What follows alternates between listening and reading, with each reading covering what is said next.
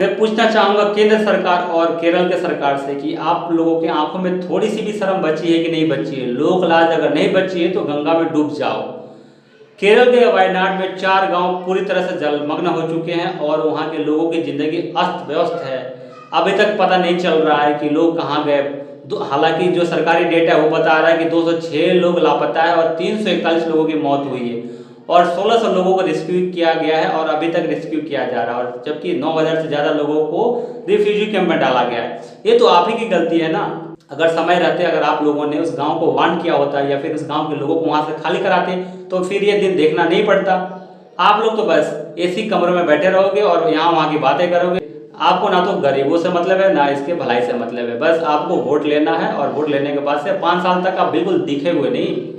जब 2019 में ऐसा ही जला आया था और उस समय इकोलॉजिस्ट माधव गाडगिल ने बताया था कि अगर हम तेजी से जो खनन कर रहे हैं और वनों की कटाई कर रहे हैं, अगर इसको नहीं रोका जाएगा तो आने वाले 4-5 साल के अंदर इससे भी भयानक परिणाम आएंगे और हो सकता है कि वायनाड के कुछ 4-5 गांव जो है नक्शे से मिट जाएंगे और देखने को बिल्कुल वैसा ही हो रहा है। तो इसके जिम्मेदार आप लोग हो। ना तो आप माधव गाडगिल के रिपोर्ट को मानते हो और ना ही IMD के सूचनाओं को मानते हो। मैं थोड़ी सी गलती राहुल गांधी साहब को भी बोलूँगा क्योंकि 2019 में जब वो सांसद बने थे वायनाड के तो समय उनका यही था मैनिफेस्टो कि यहाँ पे टूरिस्ट हब बनाया जाए, और टूरिस्ट हब बनाने के चक्कर में वहाँ सारे जंगलों को कटाई करना शुरू कर दी और माइनिंग तेज़ी से चल रहा है, जिसकी वजह से वहाँ पर रिजॉर्ट बन गए, लॉज बन गया, बहुत सारे होटल खुल गया, जिस वजह से वहाँ पे जो वनों की कटाई जिस तेज़ी से हुआ है, जिसके कारण जो वहाँ पहाड़ है, क्योंकि ये पहाड़ी एरिया है तो बारिश बहुत तेज़ी से हुई है और जिसके कारण पहाड़ जो दरक गए। There is a whole range of factors clearly involved. There is, of course, intense rainfall, but it is not just a single factor that is responsible.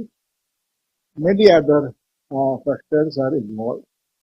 Professor Anil Kumar का कहना है कि अभी ये तो सिर्फ एक पहाड़ के दरकने से ऐसा हुआ है। अगर पूरे वायनाड के सारे पहाड़ दरकना शुरू हो जाएंगे तो वायनाड की स्थिति बदल जाएगी।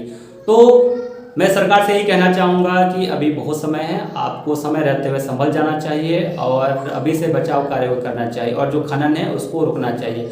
जब 2011 में मनमोहन की सरकार थी उस समय माधव गाडगिल ने एक रिपोर्ट सबमिट किया था और उस रिपोर्ट में ये पूरी तरह से मेंशन है कि वायनाड में किसी तरह का माइनिंग नहीं होना चाहिए, डिफॉरेस्टेशन नहीं होना चाहिए और 8 साल के अंदर जो केमिकल पेस्टिसाइड का इस्तेमाल करते हैं उसको बंद कर दें और 3 साल के अंदर जो पॉलीथीन का इस्तेमाल कर रहे हैं उसको पूरी तरह से बंद कर दें और जो यहाँ पे हिल स्टेशन में जो माइनिंग हो रहा है उसको भी बंद कर दें।